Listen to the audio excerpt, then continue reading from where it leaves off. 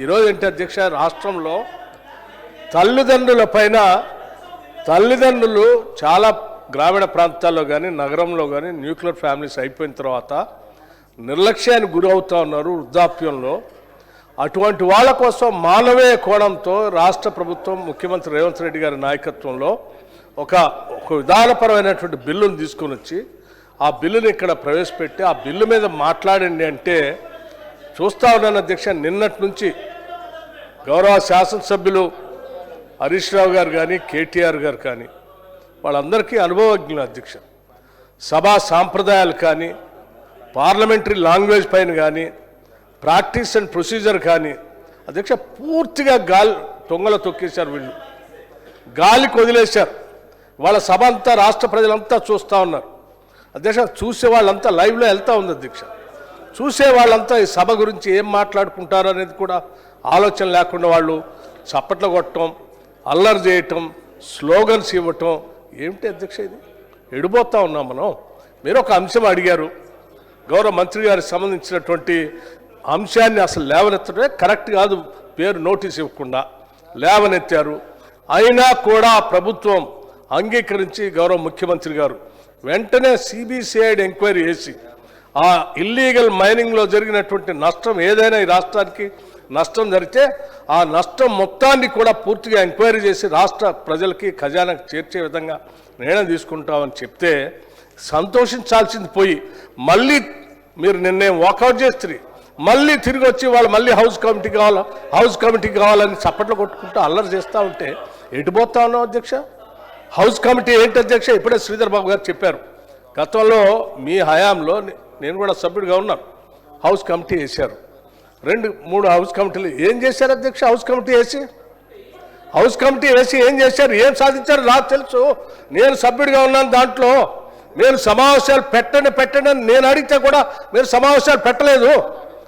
ఆ భూములకు సంబంధించినటువంటి వాటిలో మీరు హౌస్ కమిటీ వేసి హౌస్ కమిటీ ద్వారా మీకు కావాల్సిన విధంగా మాట్లాడుకొని కావాల్సినటువంటి వాళ్ళకి రెగ్యులర్ చేసుకుంటారు. ఇంకా అందులో ఎవరైనా ఉంటే వాళ్ళని బ్లాక్మెయిల్ చేసి మీ పార్టీలో చేర్పించుకుంటారు. దానికోసం హౌస్ కమిటీ, లేకపోతే రాష్ట్ర ప్రయోజనాల కోసం. ప్రతిదీ రాష్ట్ర రాజకీయ పార్టీల ప్రయోజనాల కోసం కాదు అధ్యక్ష. ఈ సభ ఉంది ప్రజల ప్రయోజనాల కోసం ఉంది.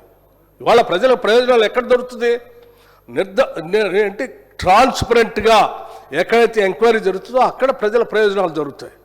అంతేకాని సభా సంఘం వేసి మాకు జరుగుతుంది లేకపోతే హౌస్ కమిటీ వేసి జరుగుతుందంటే జరగదు అధ్యక్ష. జరిగేటట్టయితే మీరు వేసినటువంటి ఈ 3 కమిటీలు house committee on illegal sale, government lands, house committee and enquiry into work properties, house committee and irregularities and cooperative housing societies. 10 ఏళ్ళు మీరే ఉన్నారు కదా అధ్యక్ష. 10 ఏళ్లలో వేసినటువంటి హౌస్ కమిటీలకు సంబంధించి దీనికి సంబంధించిన ఫలితాలు ఏదైనా ఈ 3ట్లో ఏ ఒక్కదానిమైనా ఈ సభలో పెట్టారా అధ్యక్ష? ఇప్పటికి కూడా లేదు కదా. మరి ఏ సాధించాము? మీరు సాధించింది అలా ఒకటే. దీన్ని అడ్డం పెట్టుకొని వివిధ రాజకీయ పార్టీలో ఉన్నటువంటి వాళ్ళందరినీ బ్లాక్మెయిల్ చేసి మీ పార్టీలో చేర్చుకున్నారు. అదే దానికోసమా ఇప్పుడే నిన్నటి నుంచి ముఖ్యమంత్రి గారు చెప్తా ఉన్నారు. కేవలం మీకు కావలసినటువంటి అవసరాల కోసం రెవెన్యూ శాఖ సంబంధించినటువంటి మంత్రి గారు కొన్ని అడిగి వారు అది లీగల్గా లేకపోవటం వల్ల మేము చేయలేమంటే ఆయన్ని బెదిరించడం కోసం, బ్లాక్మెయిల్ చేయడం కోసం ఇటువంటి కార్యకలాపాలు తీసుకొని సభలో మాట్లాడుకుంటూ కావాలని ఒక బురద పూసే ఒక కుట్రపూరితమైనటువంటి కార్యక్రమాన్ని ఇవాళ తెరలేపి ప్రజాస్వామ్యాన్ని అపహాస్యం చేస్తున్నారు అధ్యక్ష. ఇది కరెక్ట్ కాదు. ఈ సభ చాలా హుందాగా నడవాలి. మీ అంశాలు మీరు చెప్పాలనుకున్నది మైక్ ఇచ్చినప్పుడు చెప్పాలి. దానికి స్పందించి ప్రభుత్వం ఏం చేయాలో చేస్తుంది అధ్యక్ష.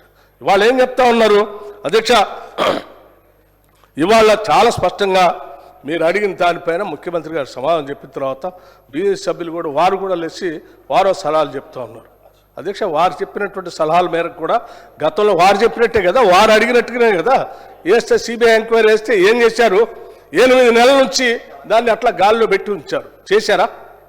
మీ సలహా ప్రకారం చేశారా? చేయలేదు కదా. మేము చెప్పినట్టు చేయకపోతే మమ్మల్ని కూడా వాళ్ళతో కలవంటారంటే ఇప్పటికే కలిసి ఉంటారు. ఇంకా కలిసేదే ఉంది అధ్యక్ష. ఇది కరెక్ట్ కాదు. మీరు సహకరించాల్సింది తల్లిదండ్రులు. ఈరోజు రాష్ట్రంలో చాలా శంకర్ గారు విన్నాను మీరు మాట్లాడింది, వెంకటరమణారెడ్డి గారు మాట్లాడింది కూడా విన్నాను. అధ్యక్ష మీకు గౌరవ సభ్యులకి అవకాశం వస్తే సభ నడవటం కోసం కావాల్సిన సూచనలు చేస్తారు. ఎస్, వారు ఇప్పటికి కూడా అధ్యక్ష వారు ఒక విధానపరమైన నిర్ణయం తీసుకొని వచ్చారు అధ్యక్ష. నిర్దిష్టంగా సభను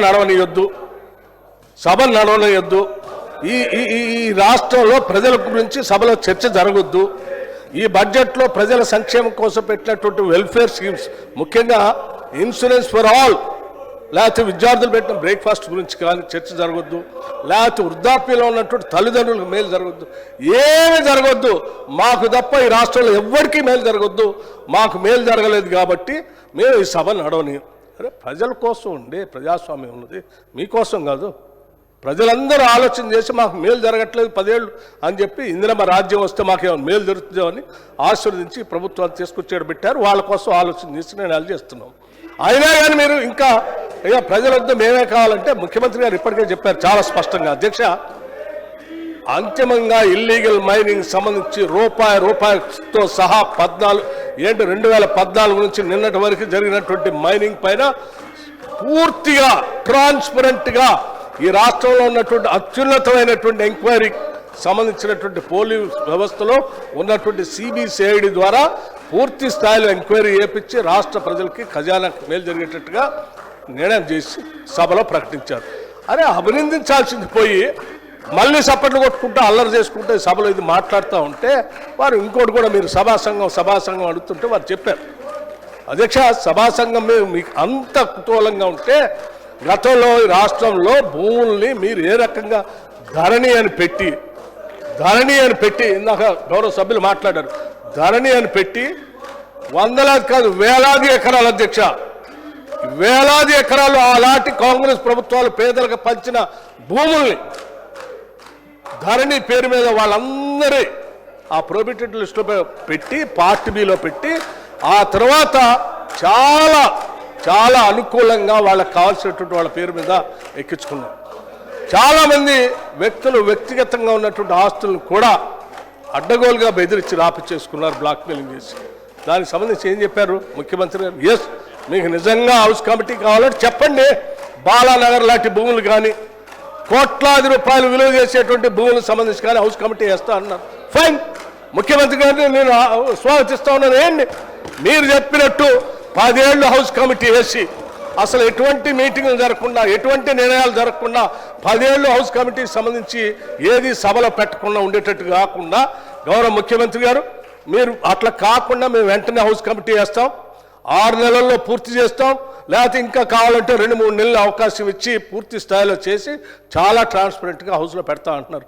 ఎస్, ఒప్పుకోండి, హౌస్ కమిటీ మీద మీకు అంత గౌరవం ఉంటే దాని ద్వారానే మేలు జరుగుతుందంటే రైట్. నిన్న ఒకటి నిర్ణయం జరిగిపోయింది, ఆల్రెడీ జరిగిన నిర్ణయాన్ని మళ్ళీ తీయలేం. ఇప్పుడు కొత్తగా ఇంకో నిర్ణయం వస్తూ ఉంది, హౌస్ కమిటీ మీద సభ్యుల మీద మీకు అంత దానివల్ల మేలు జరుగుతుంది, నిర్ణయం జరుగుతుందంటే రైట్. ముఖ్యమంత్రి గారు చెప్పారు, ఏనండి మీరు ఒప్పుకోండి, కూర్చోండి మిగతా చర్చ ముందు పోనండి, తల్లిదండ్రుల గురించి ఆలోచించండి. నిజంగా మీకు దానిపై నమ్మకం ఉన్నా, ప్రజాస్వామ్యం నమ్మకం ఉన్నా నేను మీ ద్వారా కూడా సభానాయకులను అడుగుతా ఉన్నాను, ఏంటి ప్రకటించండి. దాని ద్వారా ఈ సభకి రాష్ట్రానికి కూడా మేలు జరగాలని కోరుకుంటున్నాం. తప్పనిసరిగా ఆ దిశలోనే సభానాయకులు ఆలోచన చేస్తారని నేను కోరుకుంటున్నాను. దయచేసి ప్రతిపక్ష సభ్యులు కూడా దయచేసి ప్రజాస్వామ్యం పట్ల నమ్మకం, గౌరవం, నిబద్ధత, పవిత్రతను దృష్టిలో పెట్టుకొని దయచేసి వెల్లో ఇట్లా కూర్చొని చప్పట్లు కొట్టి స్లోగన్స్ ఇచ్చి దీన్ని 4 కూడలి అంగడలాగా మాత్రం ఈ పవిత్రమైన సభను మాత్రం చేయొద్దని చెప్పి నేను వారికి విజ్ఞప్తి చేస్తా ఉన్నాను. అధ్యక్ష, ఇది పార్లమెంటరీ లాంగ్వేజ్తో మనం చక్కగా చర్చించుకుందాం. దయచేసి కూర్చోవాల్సిందిగా నేను వారికి విజ్ఞప్తి చేస్తాను. ధన్యవాదాలు.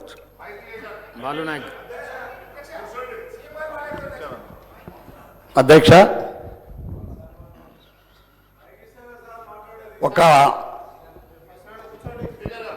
దళిత బిడ్డ సీనియర్ శాసనసభ్యులు వినండి అన్న, మీకు మా పేర్లు చెప్తేనే మీకు వినడానికి సిద్ధంగా ఉండరు మీరు. గిరిజనులు, దళితులు అంటే అధ్యక్ష ఈ రాష్ట్రానికి ఎంతో సేవ చేసి ఓ దళిత బిడ్డగా మరి అనేకటువంటి కార్యక్రమాల్లో పాల్గొంటున్నటువంటి కడియం శ్రీహరి గారిని